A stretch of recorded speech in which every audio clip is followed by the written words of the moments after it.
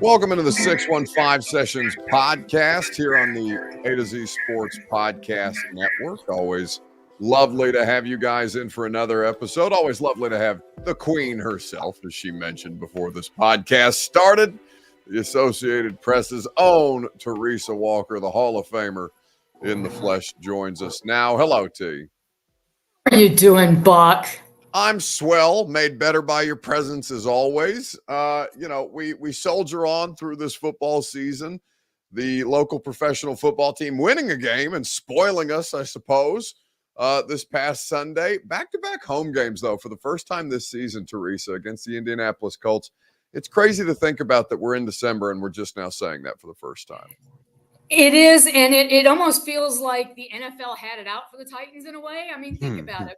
You know, they had one home game, and when I say home game, one home game in Nashville in a 7-week span. Now, granted, the bye week was in there, but, you know, the NFL counted the game in London as a home game for the Titans. And I'm sorry, but, you know, when the NBA, the NHL, when they play games overseas, they don't count them as home games. They count them as neutral site games. So I kind of feel for the Titans. You know, it's like the home record, technically has a loss on it, but everybody, you know, with a brain is putting it under the loss column and calling them, you know, because they literally have not won a game away from Nashville since November of 22 in Green Bay. But finally, on December 3rd, they will play their second straight home game. I mean, it's almost absurd. Hey, it's really a pretty and everybody that I talk to, listen, you don't give them an excuse for anything. They're a below average football team, and they've obviously struggled throughout the course of this season. But that is a pretty difficult thing to overcome, especially given the situation with their rookie quarterback, as they try and get him up to speed in real time, with a lot of parts that are less than around him. But he'll get the opportunity to make his first start in a divisional game. Will Levis will. Teresa, I wonder just generally, you and I haven't talked about him, I guess, from a 1,000-foot view. What have you liked? What have you not liked about him through 5 starts? Well, I'll say this. Obviously at home until last week, they had been scoring and looking like an NFL offense. Right. 28 points. The debut was a little reminiscent of Marcus Mariota. With the 4 touchdowns and no interceptions. You could not have drawn up a better start. But then the kid had to go on the road for 3 straight games, which is not easy in the NFL. And, he comes back home, and yes, he's only won his 2 games at home, but he's 2-3 as a starter. And that's not bad, considering that the Titans have literally started 8 different combinations through the first 11 games on the offensive line. And last week they started 4 rookies, and 2 of them had his blind side. So, and he was sacked only once, which tied the season low for sacks in a game for the Titans this year. So that, I think, is a good thing. And he's been protecting the ball. Would you like to see more touchdowns? Sure, we all would. But the biggest number to me is the number of interceptions, just 2. We know that Ryan Tannehill was struggling with that, and his interception late in games, one of those in the Pittsburgh game when he was literally trying to lead them to a win at the end of that game on the road on November 2nd. So I've been impressed. Now, I went to the University of Tennessee. I would have loved to have seen Hendon Hooker taken by the Titans. I'll admit that, because closeness. I saw Will Levis in that Kentucky offense last year. And then we find out that Will Levis was playing on an injury that, he could have easily gone to the barn, shut it down, and started getting ready for the NFL draft. When you find some of those things out, you're like, okay. And I gave him a, completely fresh start when he got to this team, because everybody looks different in different offenses when you're surrounded by different people. And this is an NFL level. The thing that has maybe impressed me the most about Will Levis, Buck, is how quickly the ball gets out of his hands. Now, you watch him at practice, and the ball gets in his hands, and it's boom, boom, boom. Now, we've been impressed by the strong arm going down the field, but to me, the quick release especially with this offensive line. I mean, put cones around it. It is literally under construction. Has been for it's like a road project in the state of Tennessee, under construction forever because it's banged up, potholes, you name it. But when you can get the ball out of your hand that quickly, as somebody who grew up as a Dolphins fan, it reminds me a bit of how Dan Marino would get the ball out of his hand, and Dan Marino, he's in the Hall of Fame in part because he gets that ball out really quickly. So you have to do that. And as a rookie with this line, that's imperative. And I see him making some fast decisions. I see the Titans helping him, especially this last week, trying, with some play calls to get the ball out as fast as humanly possible to keep him upright and healthy.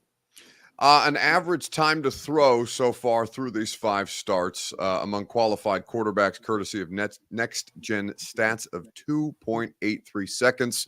He is sandwiched between Lamar Jackson, Teresa at 2.85, and Brock Purdy at 2.81. The ball is coming out. It's tough to get him in rhythm because of this offensive line situation, this T-Dot project, as you've accurately described them as, with the traffic cones around them, some of them doing their best traffic cone impression from time to time.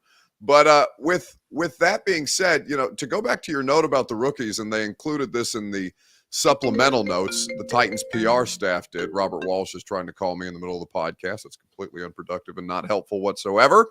But they did have this note about the rookies and the offensive snaps. The most offensive snaps by rookies since week 8, the Tennessee Titans, with Skoronski, Spears, Duncan, Wiley, Colton Dow playing some on offense, but mostly on special teams.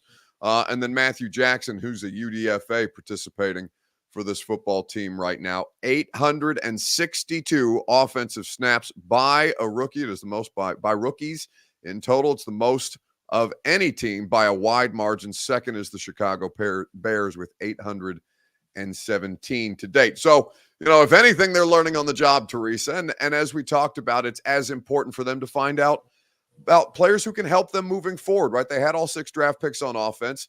We know the team desperately needs help on offense. We know obviously now that they need more help beyond what they've acquired on offense. Now it's just about, beyond Will Levis, who can legitimately help this football team moving forward.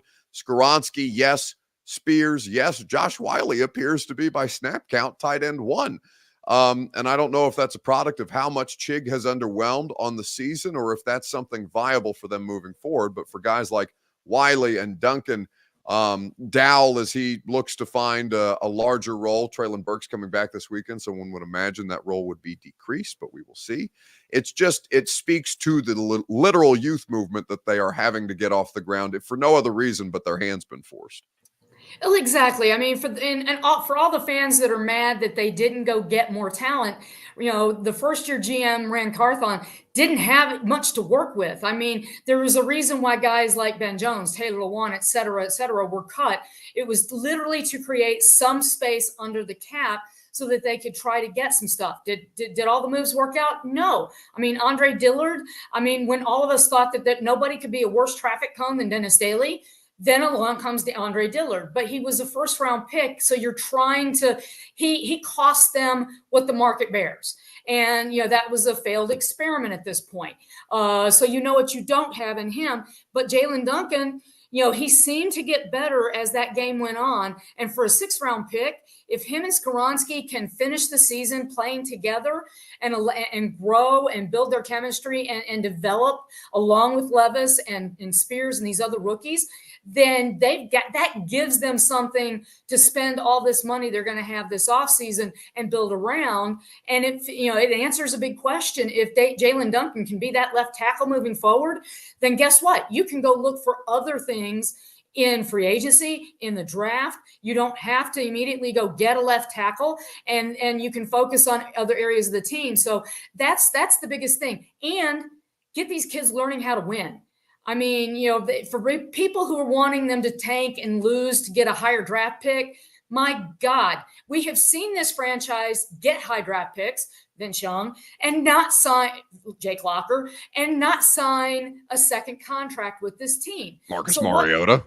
Ding, ding, ding. So on and on and on, it feels like we could go. So what matters is making sure these kids don't get so lost in the NFL that they feel that they're drowning in the deepness of that is the deep pool of the NFL. Teach them to win, teach them those good habits, and with 4 of the final 6 games at home, that gives them that chance and get those good habits and determine what you've got moving forward. That is the biggest thing that is on the table for the Tennessee Titans at this point. The Queen, Teresa Walker of the Associated Press, is hanging out here with us on the 615 Sessions podcast. People are always very happy to see Teresa, as they note in the comment section. We'll ask Teresa one of your questions before the podcast is over.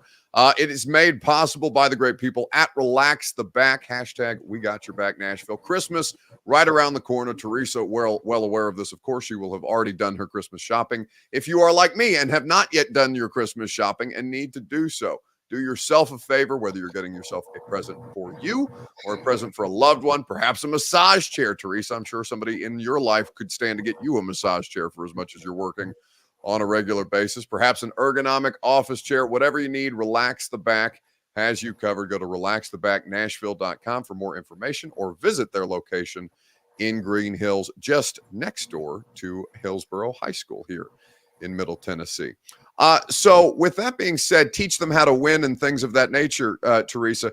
Been a lot of stuff swirling around Mike Vrabel's job, whether that's job security, whether that's other opportunities elsewhere. There's been a lot of weird shit swirling around just this organization here this past week. And I wonder, as somebody who is such a, and I don't say this to just kind of blow smoke, Teresa, but like you and your job as the Associated Press, the value that you must place on journalism, on ethics, on fact-based reporting, and things of that nature. I wonder what you made of this story from Greg Bedard of the Boston Sports Journal that was alleging a lot of different stuff about how Ran Carthon, the general manager here, came to be here.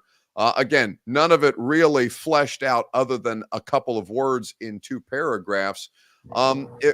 For me, I'll let you answer the question first, but I just wonder what you made of all of the theories that were being put in as quote unquote reports around the Titans organization this week.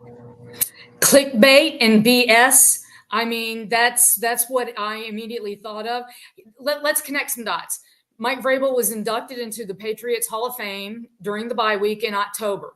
The Patriots are struggling. That fan base is not used to that. And everybody's looking at Belichick with his age, his experience, not having Tom Brady, and saying, well, surely to goodness he's not going to be coaching again next year. And you look over there and, Mike Vrabel, he sure got to 50 wins really quickly. And look what he's done with that roster. And, he's got it's been a lot of, trying to connect dots, but you have to have some there. And I mean, let's be honest. I mean, those of us who were actually in the room when they introduced Ran Carthon. I mean, granted, they've only had a few months to build a relationship. And when he was hired and introduced, it's not like, Ran and Mike had spent months and, developing a relationship at that point. But there's been nothing that I've seen on this end here in Nashville to indicate that they don't get along. I mean, Amy Adams Strunk made it very clear that she wanted to see collaboration, which tells me that John Robinson was maybe not collaborating. Makes me wonder who all was. I mean, we saw the video from the draft room last year when they announced that trade of A.J. Brown. Mike Vrabel was not happy. That's the GM that Mike Vrabel was not getting along with last year. And so it just feels like, I'm driving by the Tesla lot and I'm thinking, oh, I'd really like one of those.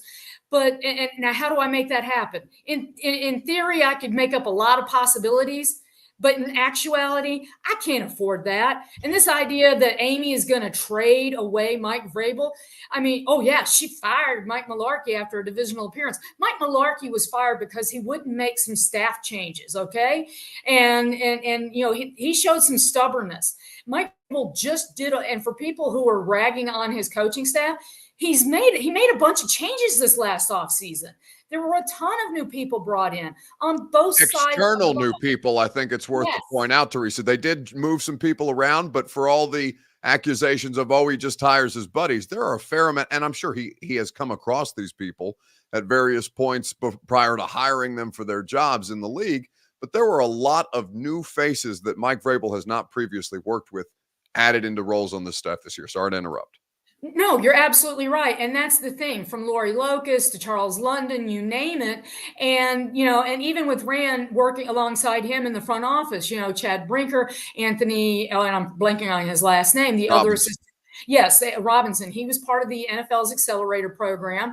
And so, that's the whole thing. There's a lot of new faces that have been brought into this organization to clean up the mess that John Robinson has made of this roster. And that's, I think there's a lot of frustration on Titans fans' part because, they went from 7-3 on the verge of a third straight AFC South title to out of the playoffs, 0 for on the road, and it's like they're playing tons of rookies, 19 undrafted free agents are on the roster as of this moment. I mean, it's almost like there used to be one of those cartoons that, they had somebody going around sweeping up after the circus. And that's what Rand and Mike are doing with this roster and with this coaching staff. They're trying to make something of what they've gotten. And next year, next off season, thank you, Ching Bing and Danny before. But it's like, that's the thing.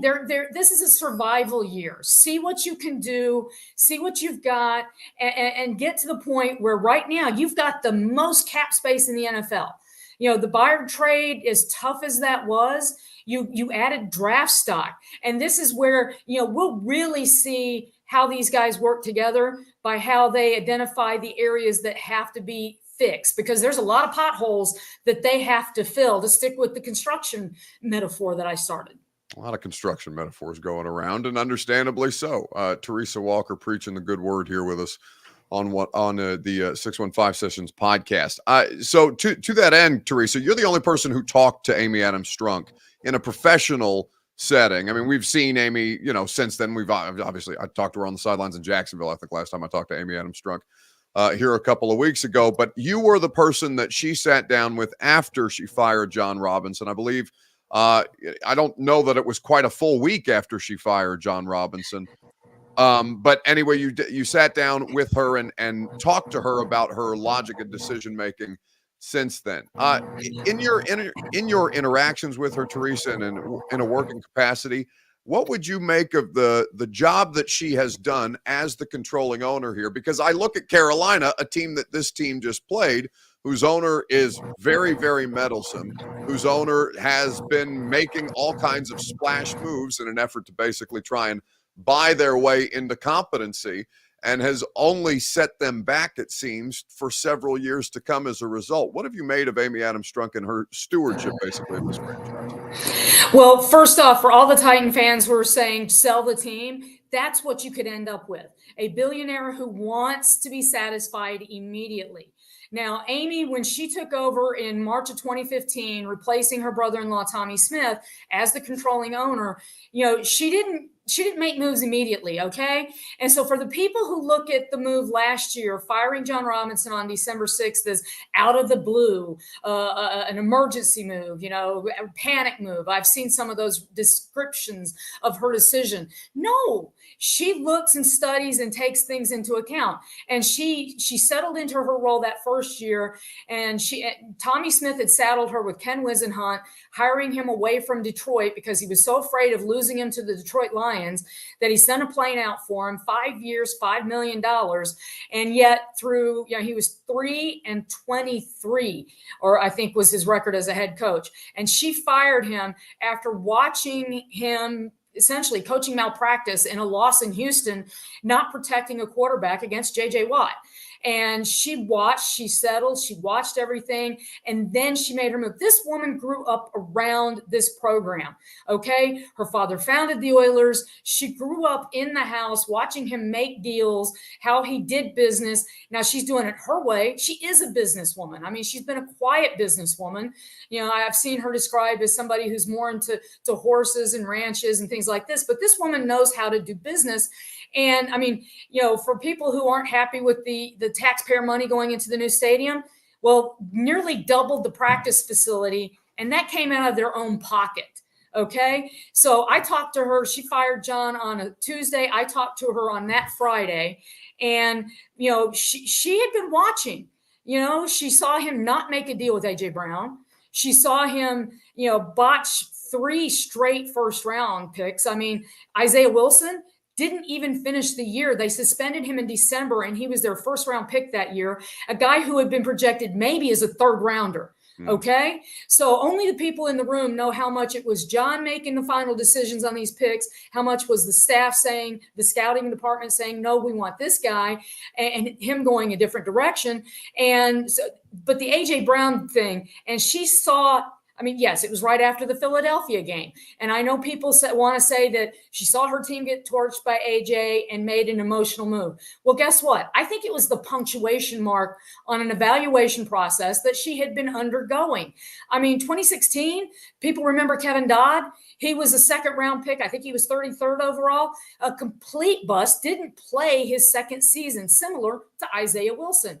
Caleb Farley coming off of a back surgery, a second back surgery, and they he has barely made an appearance on an NFL field in his tenure. Dylan Radins was a guy who had played 1 game, and they made him a second round pick. So I think that seeing A.J. Brown have that big game just kind of put the punctuation mark for, and it's like, you know what? It's time. Let's do this. And you know what? It came before the NFL Accelerator program. And yeah, she was in a room along with Burke Nihill, the president, and somebody else, and Adolfo Birch, and he had Rand Carthon had a couple minutes. It's like speed dating at these accelerator programs, but she got to start looking at some different options. And you know what? That's why I believe she fired John when she did, rather than wait to the end of the season. I was literally in the locker room getting ready to talk to Marcus Mariota when I heard him say to a PR person, do they know yet? And I look at my phone. Sure enough, they had fired Rustin Webster as the GM. And that's when she went and hired John Robinson. And he did a great job of helping salvage what had been a 5-27 franchise. But there's just so much more. When you look at the misses in free agency and the draft, that was an easy decision to make, in my opinion. And now we've got to see what Rand can do, what Mike can do. Mike Vrabel has got over 50 wins, and he's got the second most games coached for this franchise. I mean, only Jeff Fisher has been with this franchise longer. And in the first 5 years, he had this team in the playoffs 3 times. And in the regular season finale of the other 2 years, quarterback injuries cost them a playoff berth in each of those games. After the first one, it was Marcus Mariota. They went out and got Ryan Tannehill. Okay, after this time, when they couldn't go with Ryan Tannehill and Josh Dobbs plays in Jacksonville, they went out and drafted Will Levis. So we will see. Is Will Levis their quarterback of the future? That's still to be determined as we go through the rest of the season.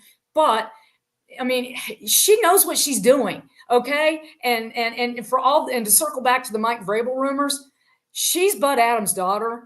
And just from watching her, this family, this franchise, and I watched this franchise in the 70s when I was growing up with Earl Campbell and Dan Pastorini. I just don't see her giving up something that other people want. You know why? Because that means there's value there, and she's not going to give up something that can help her win in the NFL. Teresa Walker, thank you so much, T, for spending a little bit of time with us. I'm going to put up one of the audience members' questions here in just a second. A quick reminder: podcast made possible by Two Rivers Ford, powered by Ford, driven by people, quality American-made Ford vehicles, and award-winning customer service. Teresa, were you at coordinator availability yesterday? No, I was not. Okay. Wait, yes, I was. Sorry. That's okay. So, going off of that, because of the second half, and you bring up Will Levis, the second half of this past game against Carolina, where they only complete 5 passes in the second half, Teresa. The offense sputters, and it looks like they're doing it as a means of just protecting the lead as opposed to outright continuing to play to win. So Danny asked us, do we think that the offensive play calling not being great is because they're kind of easing Levis into the system. Basically what he's asking, are they coaching conservatively because that's a philosophical point, or are they coaching conservatively because they're trying to protect the rookie quarterback from making more of those mistakes than he's already done well to avoid himself? I'm going to say no. Yes, they did have a lead, and I think that this is a franchise that, with the coming into the game with a 3-game skid, that they wanted to win. I mean, let's be honest. They wanted to make sure they protected that lead. Is that a bad thing? No. That locker room desperately needed a win. But look at how many times he's thrown deep. I don't think they've been that, you have to protect him and keep him alive. And I do think that they're maybe coaching some to protect Will Levis, to keep him alive. You can't evaluate a rookie quarterback if he's hurting on the sideline. But we've seen him throw deep. I mean, we've seen some trick plays. I think the bigger challenge is, they've been hurting themselves. And this is where, they've played 10 different rookies this year. They've, the undrafteds. I mean, this is a team that, in the talent scope is not that great. And you've got guys that, how many times have we seen false starts? I mean, Daniel Brunskill, who's a veteran, he had a twitch that, I kind of thought that it was more the defense, getting him to move, but they saw a flinch from him and they flagged him for a false start. So when you've got penalties like that, they've been self-destructing almost more than being conservatively coached. When that 9-minute drive plus in the first quarter, that was a thing of beauty. It was the longest drive that they've had time-wise since Green Bay of a year ago. So, and they were doing some interesting things. I mean, they've had Will Levis line up outside, and they've done some different things. I mean, shoot, they had Derrick Henry out wide to start the game Sunday. I'd love to see I asked that question of Tim Kelly, do you want to put him out there and just throw deep to Derrick Henry and use his speed? And, he didn't, I'm curious to see. I'd love to see that play get called up. Why not at this point with the record and with what's going on, give Derrick a chance to run deep and make defenses have to think about that. But I don't think they're coaching it conservatively as much as the talent level is keeping them from executing to the level to stay on the field. What's the biggest problem for this offense this year? Not scoring enough points, not having enough plays. And you literally can't get deep into the playbook when you're not on the field for more than it was 38 plays in Tampa Bay. Mm-hmm. I'm sorry, but that's ridiculous. Well, even 53 on Sunday is below average for your standard NFL team. And for those who want more Derrick Henry, they have to be able to be in a position to use Derrick Henry, which I think is kind of a new state of thinking for a lot of Titans fans, that Derrick Henry's use should just be a given. But that's not really the case when you have an offensive line who just simply can't help the guy enough to get him going the way that you need him to be. Anyway, we'll have more time to talk about this. Titans and Colts. Teresa will be there on Sunday. I will, of course, be there as well. She's always good to make time for us, and we appreciate it because we know how busy she is. Teresa, always good to see you, and thank you for stopping by the podcast this week.